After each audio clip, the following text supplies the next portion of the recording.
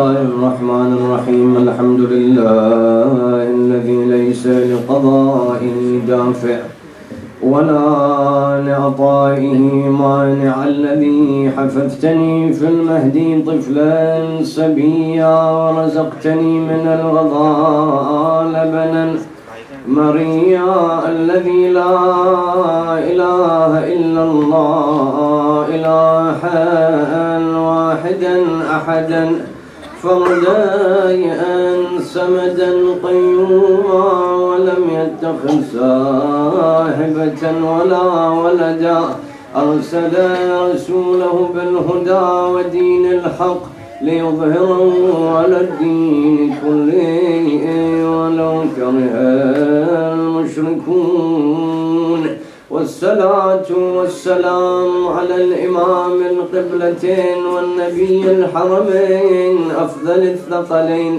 جد الحسن والحسين الذي سمي في السماء بأحمد وفي الأرض بأبي القاسم محمد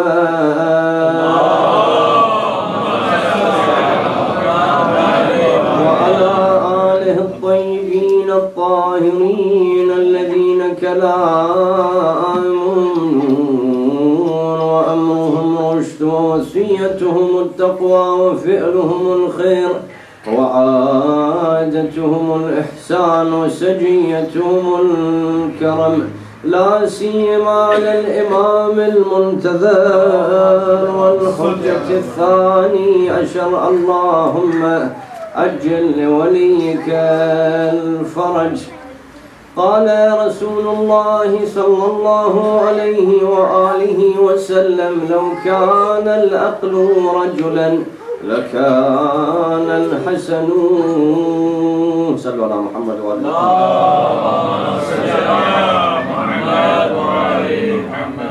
So to interrupt you, brother, there's a silver Nissan blocking someone. So I think it's a 58 MT58 silver color Nissan.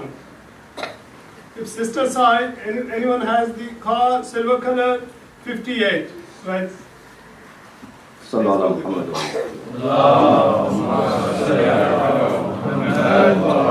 There is a building within which is kept overnight valuable goods, valuable merchandise. Naturally, the owner of this building, in order to protect that which is in this building overnight, the expensive merchandise, will keep some sort of security for that building, whether it be security gates or CCTV camera. And the more valuable the items found within that building are overnight, the more the intensity of the security, naturally, that they will have CCTV cameras, they'll have gates. If it is very high-tech security, they will have a few security guards. What we understand is that when the value is increased, the security is also increased around that thing.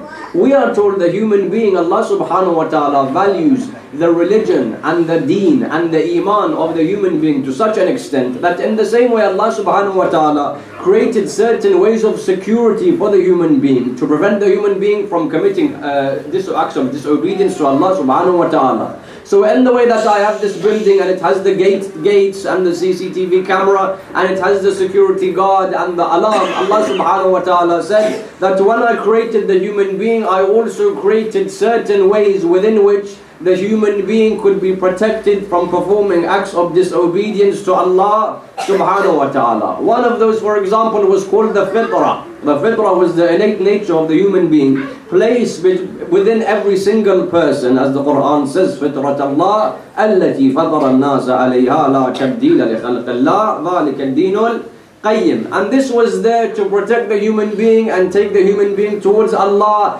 and prevent the human being from going into the disobedience of Allah subhanahu wa ta'ala. Another of these was what we call the dhamir, or the conscious of the human being. That when the human being is about to commit a sin, there is a voice inside of him or inside of her which says, do not commit this sin. This is another way of security from acts of disobedience. The greatest of these, however, which has been created by Allah subhanahu wa ta'ala, which is the basis of our analysis tonight, is what we call aql, or the intellect. That the intellect was placed inside the human being in order to prevent the human being from committing acts of disobedience towards Allah subhanahu wa ta'ala. And this aql was there, this intellect was there to point us and guide us towards Allah subhanahu wa ta'ala and His ma'rifah. When we look at the aql and we look at the aql in Islam and the intellect, we find primarily to understand what it is and what role and position it has in Islam. The first thing is an issue of lexicology, that we have a science in Arabic called ilm al-ishtiqaq. Ilm al-ishtiqaq, what is it? Ilm al-ishtiqaq will deal with where a word or a verb or a noun has come from. So for example, we have the word bait. Now there's ilm al-sarf and ilm al-nahu, these are different. Ilm al-ishtiqaq, the word bait. If we go into ilm al-ishtiqaq and say, where has this word bait, which means house as we know in Arabic, where has it come from? The answer is the word baytuta. Baytuta in Arabic means to sleep in a place for at least 3 nights. And because wherever I sleep for at least 3 nights is usually my house, bait is called bait from this word. We have other examples. One of the words for the heart is fu'ad. Fu'ad refers to the grilling of meat. Why? Because fu'ad refers to that heart which has been matured by obedience of Allah subhanahu wa ta'ala. This is ilm al-ishtiqaq, that you take any word in Arabic, you will look at the root of that word and understand the connection between the original word and the word in question. When it comes to the word aql, the question comes, what is the root of this word aql? And how can we understand what was meant by the intellect? Because when I say the intellect, where is the intellect found in the human being? Often people point here. No. The brain is there. That's a physical, material thing. The intellect or the aql is one of the parts of my soul. In the way that I have nafs and ruh and wujdan, I also have aql, which is a sector of my soul. When we look at ilm al-ishtiqaq and aql in light of ilm al-ishtiqaq, we are told aql comes from the word aql. What was aql? During the time of the Prophet of Islam sallallahu alaihi wasallam, a person wants to enter into the masjid to pray his salah. He has come by his camel. If he leaves his camel there, when he comes back, the camel will what? Will have gone, will have run away. So what they would do is they would take a rope, tie one end of this rope to the leg of the camel, tie the other end of the rope to the tree, or whatever was there, to prevent this camel from running away whilst they were in the masjid doing ibadah of Allah. This rope in that Arabic was called aql, from which aql comes. Why? Because the first thing that we understand about aql, in the way that that rope is there to prevent the camel from running away, Allah has put us this aql, this intellect, to prevent us from running away into the disobedience of Allah subhanahu wa ta'ala. So when aql was said, this was the meaning, that it restrained us from going away into the pits of disobedience. And we understand therefore that when a person is aql, is an intellectual, has aql, then he very rarely in certain situations will commit sin. As we understand, aql is there to restrain the nafs from committing a sin. And the example that I wish to give with regards to this is of a scholar. The scholar was aql, the scholar was knowledgeable. Ilm is one thing, aql is just another thing. But when aql is there, that is when ilm will come.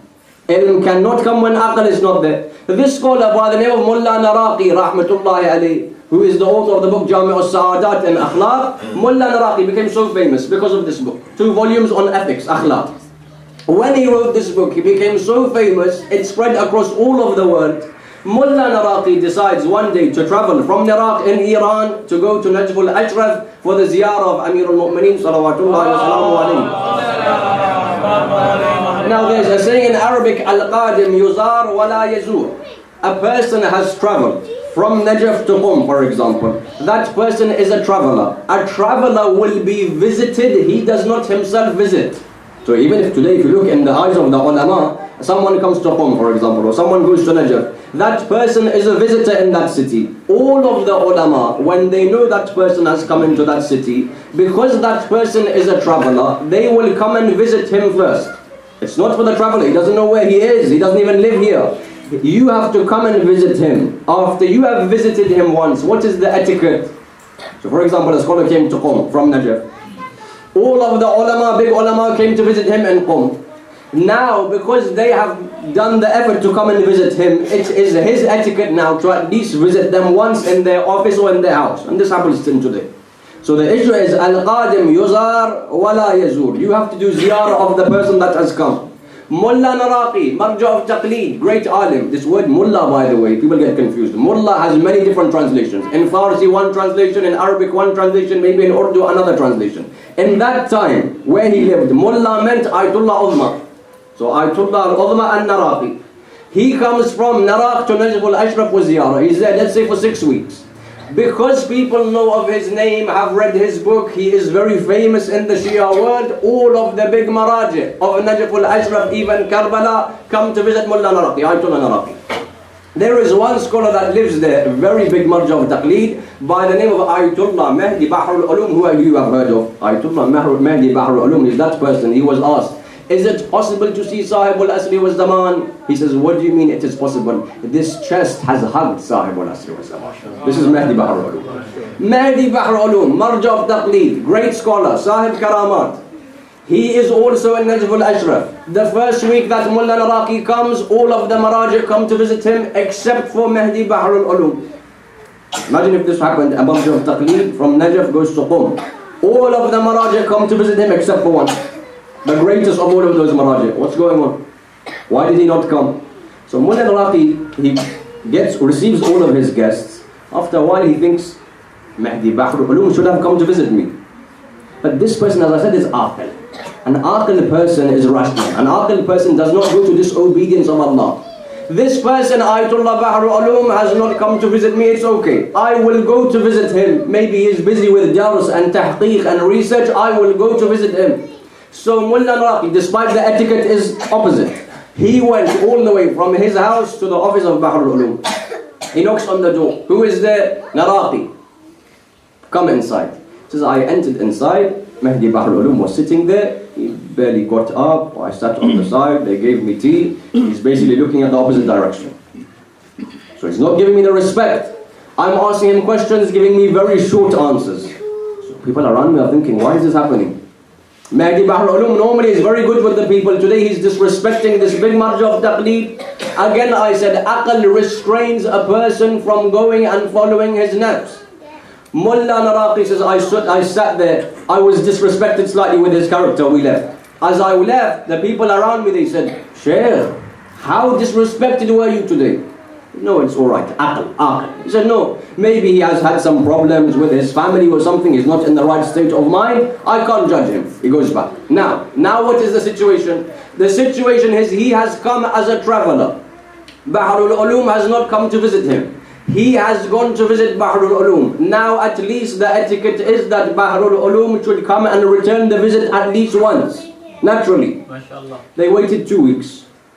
Still nothing. Again Naraqi says, no. Again I will go to visit him. First time you were disrespected, you're going again? He says, I went the second time. Who is at the door? Again Naraqi. Same thing happened. He came, I sat down, he's basically looking the other way. They put tea in front of me.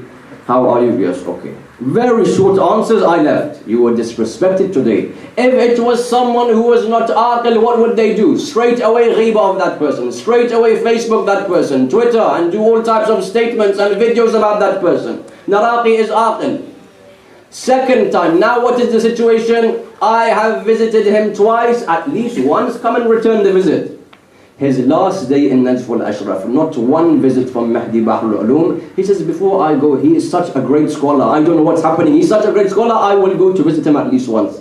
I came, I knocked on the door. Who is it? Naraqi. This time Mehdi Bahr al-Ulum ran out barefoot without an abba on his shoulders and hugged me and said, Naraqi, you wrote that book on akhlaq. I wanted to see whether you act upon what you had written, and I saw that you have passed this test. That you truly are a person who has aql, who is rational. Because I tested you in this way and you showed me your aql is there to prevent your nafs from running away in disobedience of Allah subhanahu wa ta'ala. So the first thing we understood about aql and intellect in Islam is aql is there to restrain us from going into disobedience of Allah. The second comes from a hadith. What we understand about aql? Usul kafi. Now I've said this before. Sometimes we know more of the names of the books of ahadith, of Ahlus Sunnah than our own books. They will tell you Nisa'i and Muslim and all of these books. Ask, what are the 4 main books of Shia? They'll give the answer, Nahjul Balagha. Nahjul Balagha is not one of the core books of hadith. We don't know our own books, we know more about the other books. The first chapter in Usulul Kafi is what? The first chapter in Usulul Kafi is Kitabul Aql, the book on the intellect, ahadith about the intellect. There Rasulullah Muhammad sallallahu alayhi wa sallam, he says the first thing Allah subhanahu wa ta'ala created was the aql. And he said to the aql, aqbil, fa'aqbal, thumma qal adbir, fa'adbar. He told the aql, come forward. Whatever it was, it came forward. Then he told the aql, go back, and it moved back. Now some have interpreted this, come forward means to remember. Go back means to forget, which is why the aql has both the potential to remember and forget. Aqbil fa'aqbal, adbir fa'adbar, go back. Then Allah says that I have not created anything more subservient to me than you. Iyaka u'aqib wa iyaka uthib. By you I will reward the people, by you I will punish the people. All of these things to the end of the lecture there's an natija. So you have to remember all of these things. First thing, aql restrains us from doing sin and protects our nafs. Second thing, according to hadith, the aql is completely subservient towards Allah subhanahu wa ta'ala. What Allah says it will do, and this is the markaz and the center by which Allah subhanahu wa ta'ala either will honor and reward or will punish. The third thing we understood about the aql, again hadith. This hadith we are told, Nabi Adam alayhi salatu wasalam, Nabi Adam, Jibreel comes to him. Now there's an usul, there's a principle of Allah. This principle of Allah works with Anbiya, works with Mursaleen, works with A'imma, works with me and you. That when Allah wants to gift me and you with anything, whatever that gift may be, ilm, knowledge, wealth, shuhra, whatever gift that may be, and the way that He gifted Ibrahim with being an imam and imama, whenever He wants to gift one of His servants, He has an usul. Before I gift one of my servants, first I will test him. Sulaiman, before he was given a hukuma and governorship, was tested by Allah subhanahu wa ta'ala. Ibrahim, as we know. Nabi Adam alayhi salam, in the same way, is to be tested by Allah subhanahu wa ta'ala before Allah wants to give him a gift. So Jibreel comes down. Jibreel says, Ya Nabi Allah, Ya Safi Allah Adam, Allah is testing you. You have to pick one of these three things. Not two, not three, you can only pick one. What is it? Either you pick religion, so to keep with you for the rest of your life. Either you keep religion, or you keep modesty, or you keep aql.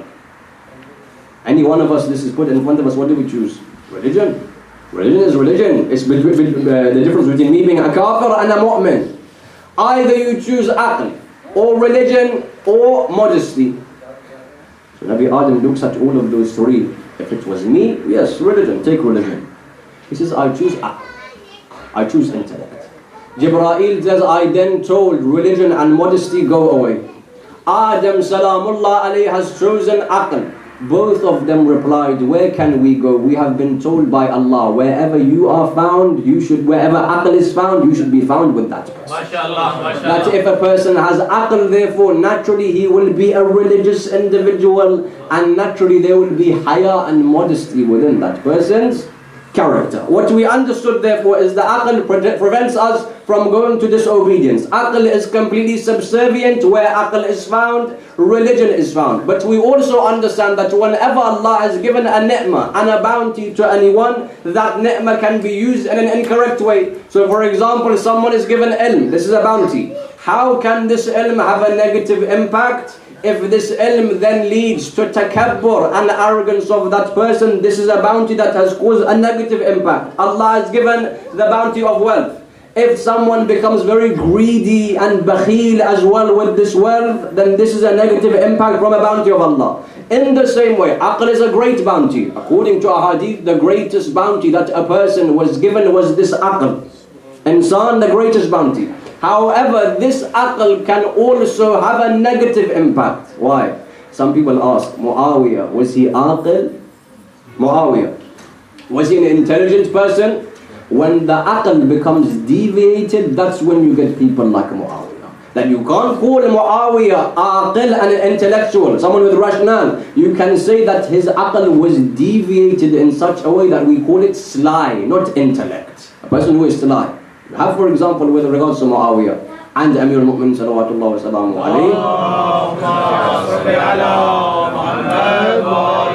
that Muawiyah and Sham, what does he do? This is when the aql becomes corrupted, when the aql becomes polluted and deviated. He says, send to the house of all of the youth, all of the young people in this town, however far they may be, send to them a gift from me, Muawiyah. From Amir al-Mu'mineen, A'udhu Billah, Astaghfirullah, Muawiyah.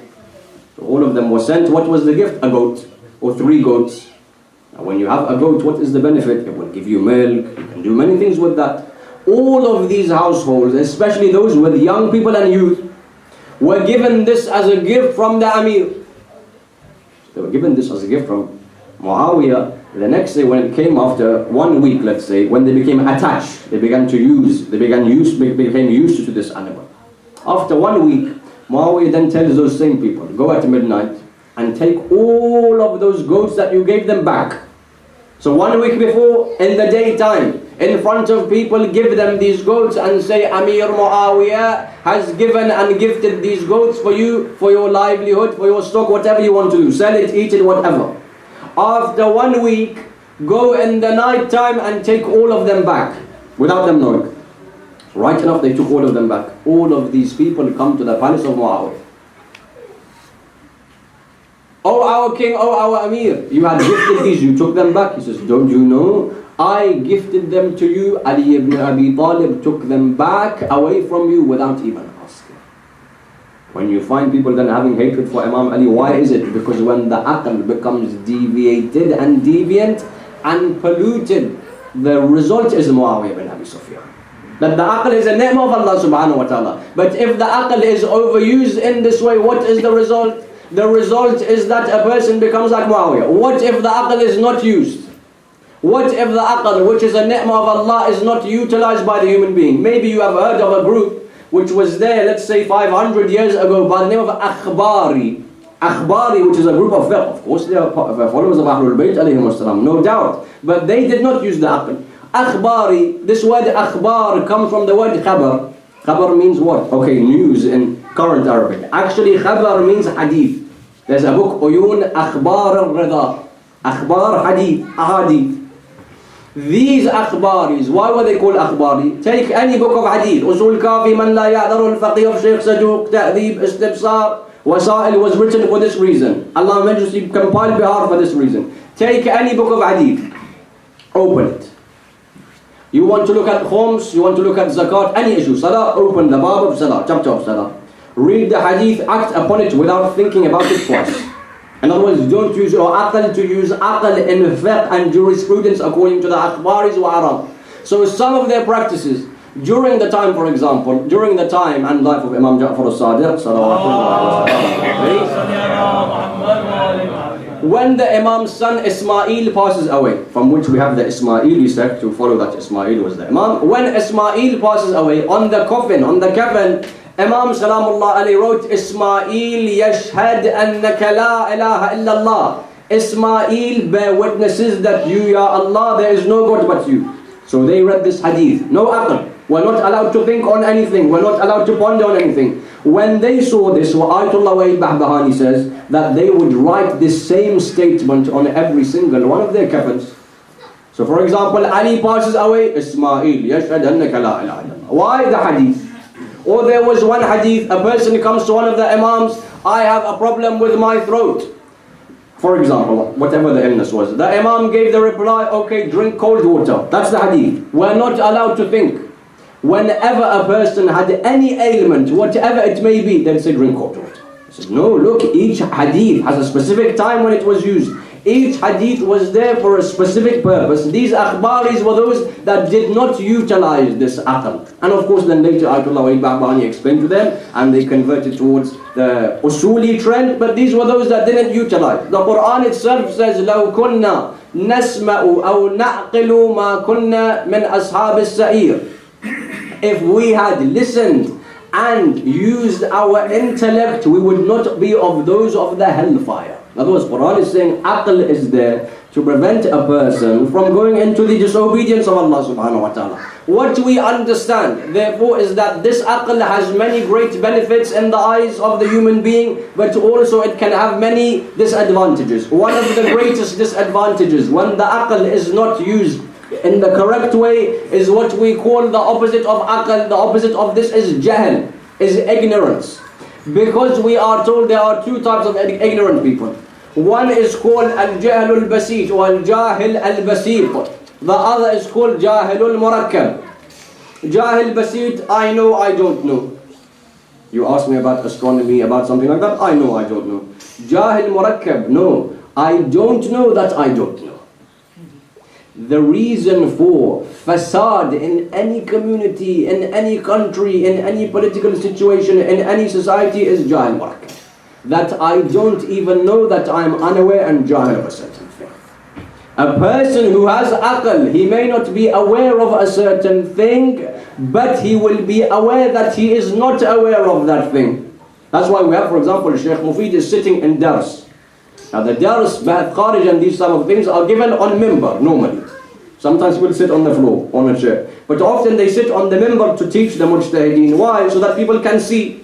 The mimbar is there are 3 or 4 steps. I'm sitting at the top so that people can see from far away.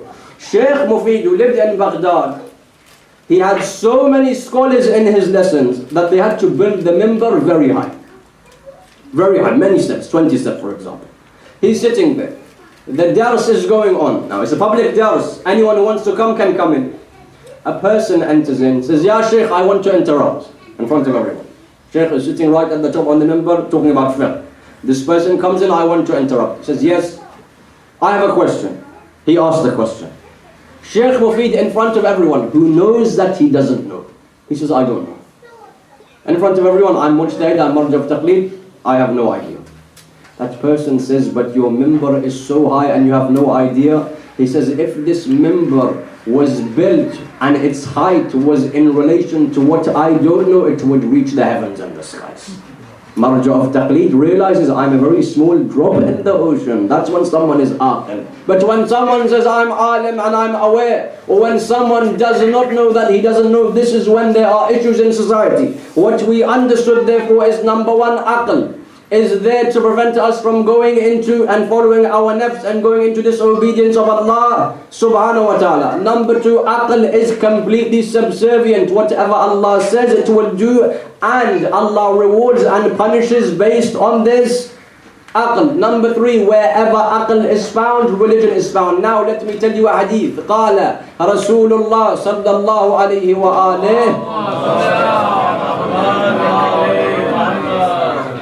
He says, لو كان العقل رجلا, if aql was to be made into a human being, لكان الحسن, that would be حسن المجتمع. If this aql which is found within me would be placed into a person, or a person that completely embodies what aql and intellect is, that would be Imam Hassan. Because in the way that the aql prevents me from going to disobedience of Allah, understanding this Imam does the same thing. In the way that the aql is there to use as a basis of how Allah subhanahu wa ta'ala rewards and punishes, Imam is the same way. And in the way that wherever aql is found, religion is found. Wherever al-mujtaba is found, you will find the truth of this religion. Which is why he was said, if aql was placed into a human being, you would find this Imam. Aql cannot be present without ilm being together with it. When Rasulullah says that if aql was a person, it would be my son Hassan. It's a very great statement. Aql is one of the greatest creations of Allah. It is impossible for someone to purify himself without going through the aql. In other words, you can't get to Allah subhanahu wa ta'ala without understanding this Imam. That when someone comes to him and says, you're not like your father Ali ibn Abi Talib, that he was able to go in front of Muawiyah, and you are, astaghfirullah, someone that was very quiet and scared of this. The aql person, the rational person, does not respond to that.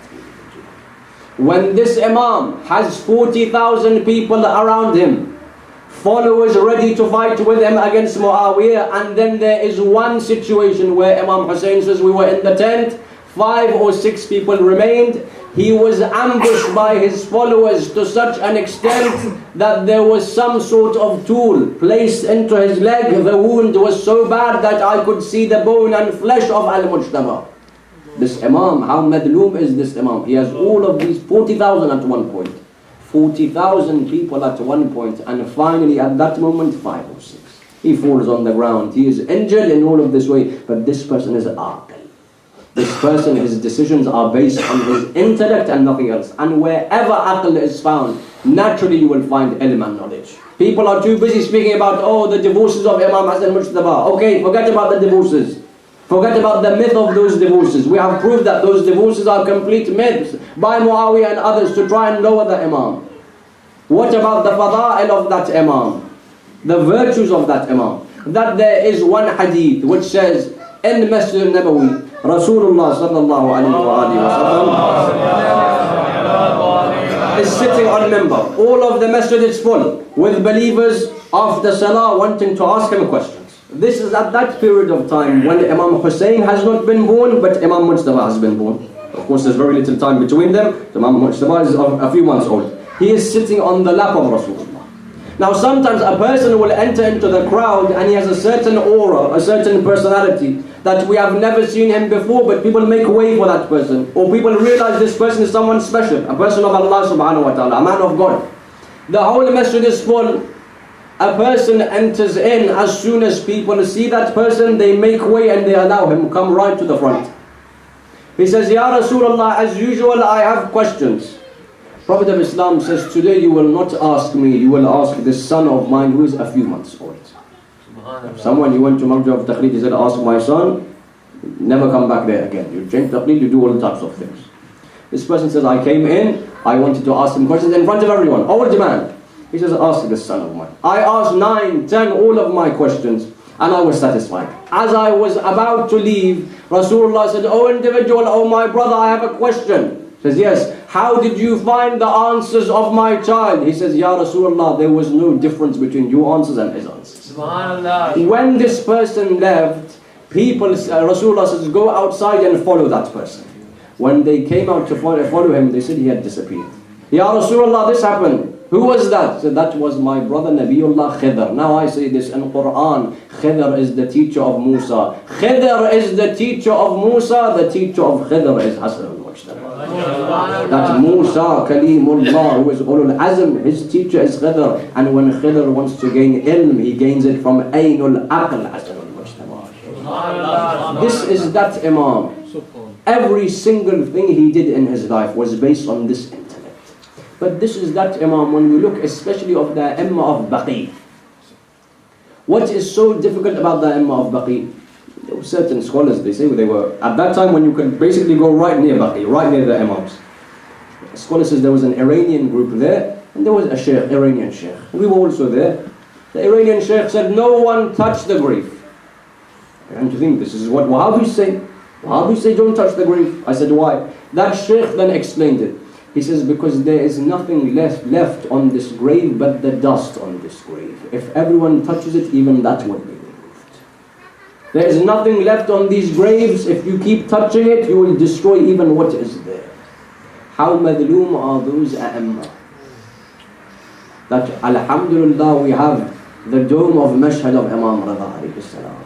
But those people are unable even to get close to give their salutations to Imam Hassan. That Imam who goes, and one day he is there sitting, and Imam Hussein comes and Imam Hussein begins to cry. He says, why are you crying, oh my brother? He says, because I am remembering what has taken place with me. Imam Hassan then says, look, when I pass away, bury me next to the grave of my father, Rasulullah sallallahu alayhi wa sallam. Even this of Imam is not accepted. That when they try to bury that person who had sat on the camel, she this time comes on a donkey. Same person. There are 40 other individuals. We will shed blood before we allow him to be buried next to his grandfather, Rasulullah. But Imam has said from before, he had told Imam Hussein that don't shed any blood because of my burial. If you can't bury me there, then you can bury me in Baqi. It was this Imam who is poisoned how many times in his life? Not just this once, 3 times in his life he is given poison. But this final poison is that poison which is the most dangerous to his heart. Because a person goes out into his community, a person goes out into society and he is dishonored by the people, he will go home and tell this to his wife. But this is that Imam, even his wife betrays him. That Georgia is told to give more poison to Al-Mujtaba Muawiyah. Give poison to Al-Mujtaba, I will give you 100,000 dinar, and I will allow you to be married to Yazid ibn Muawiyah. And which of these happened? And Imam says at his deathbed to Ju'da, in the way that you have killed me, Allah will kill you. And what you try to get, you will never be able to reach that. These are the moments that when he is given this poison, we are told for 40 days, that poison goes through the body. And this was not any type of poison. This was that poison which was specially ordered, that even a few drops would be able to kill an individual. Even a few drops. A poet mentions very beautifully, I'll recite a few lines of this poetry. He mentions very beautifully about giving condolences to Amir al-Mu'minin about his two sons. That both of your sons, how was the result of Al-Mujtaba and what was the result of Hussein? He says, Allahumma salli ala Muhammadin wa ali Muhammad ya ayyuhan naba'ul azim ilayka fi ibnayk minni أعظم الأنباء إذا قاذفا كبدا له قتاء وذا في كربلاء مقتأ الأعداء ملقا على حر السعيد بوجهه في فتية بيض الوجوه وذائي سجيا أيها النبأ العظيم علي بن أبي طالب, condolences for the death of your two sons. One is that individual, pieces of his liver come out from his mouth, and the other is your Hussein, whose limbs were cut into pieces on the 10th of Muharram, and whose body lay on the ground of Karbala without any water to give any of this ghusl.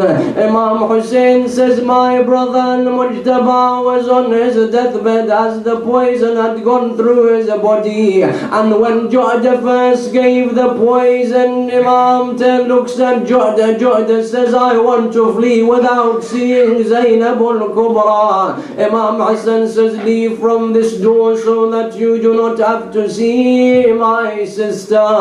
As this poison was through the body for 40 days, one day the Imam is speaking to an individual. As he is speaking to this person, he says, stop, can you bring me a bucket? This bucket is brought forward, and pieces of his flesh come out into that bucket, and blood comes out into that bucket. The person says, Ya Rasulullah, what is this? He says, that poison has now reached the heart of Mujtaba. He takes that bucket as his place next to his bed. Suddenly he is told, Zainab is coming to see Mujtaba. Imam says, quickly hide this bucket, because Zainab will be not able to bear to see the blood of her brother Mujtaba. I say, Aba Muhammad, she was unable to see some small drops of your blood.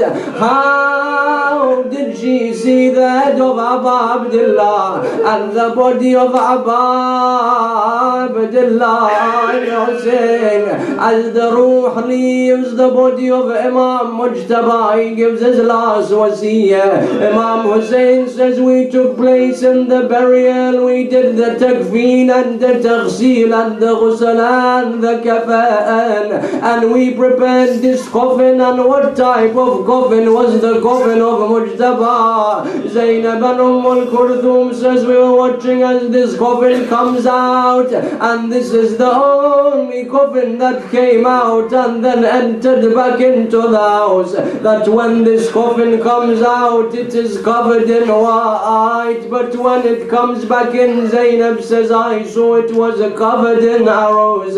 But Zainab is unable to see the coffin covered in arrows. I say, Zainab, but when Mujtaba was covered in arrows, he was not alive. But when Hussein is covered in arrows, he is still alive, and he is covered in these arrows. That they say when Hussein fell onto the ground, his body did not touch the ground, because there are so many arrows in the body of Hussein. Then it is taken towards Baqi and they give the ghusl and the kafan. But they say, why is Zainab so madlooma in this life? Because Zainab sees the coffin of Rasulullah and the coffin of her mother Fatima Zahra, and Zainab sees the way in which Amir al-Mu'mineen is killed, and she sees this coffin. But the reason why she is so madloom is when she sees the final body, that she sees the body of Hussein. She remembers the way in which Rasulullah was given ghusl and given kafan, and Zahra is given ghusl by Amir al-Mu'mineen, and Hassan is given ghusl by Hussein. But where is the person to give ghusl to Abu Abdullah al-Hussein? And she sees the body of Hussein, that on the night of the 10th, Zainab said, after they killed my brother Hussein, I heard horses moving in Karbala. Why are these horses moving when the battle has finished? I came out of my tent, I saw the body of Hussein in the middle of Karbala.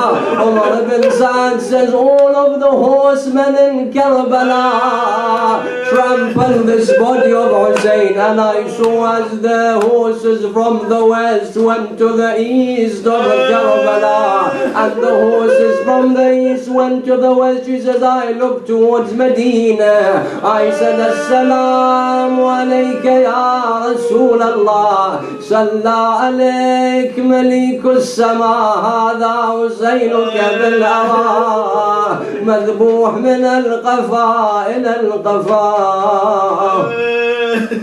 ألا لعنة الله على القوم الظالمين وسيعلم الذين ظلموا يوم ينقلبون. اللهم اغفر للمؤمنين والمؤمنات والمسلمين والمسلمات الأحياء منهم والأموات، تابع بيننا وبينهم بالخيرات، أنك مجيب الدعوات، أنك رافع الدرجات، أنك سامع الأصوات، أنك على كل شيء قدير.